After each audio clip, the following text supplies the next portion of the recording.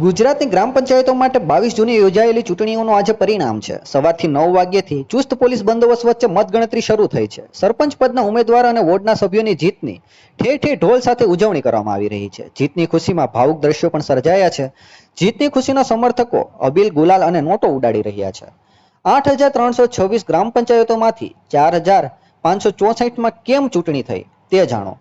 રાજ્યમાં કુલ 8,326 ગ્રામ પંચાયતની ચૂંટણી થવાની હતી, જેમાંથી 4,564 ગ્રામ પંચાયતોમાં સામાન્ય ચૂંટણી અને 3,524 ગ્રામ પંચાયતમાં પેટા ચૂંટણી થઈ હતી.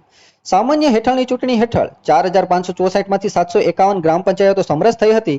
ત્યારબાદની 3,541માંથી 272 ગ્રામ પંચાયતોમાં બેઠક બિનહરીફ થવાને કારણે અથવા ઉમેદવારી ન નોંધાવાને કારણે ચૂંટણી નહોતી થઈ.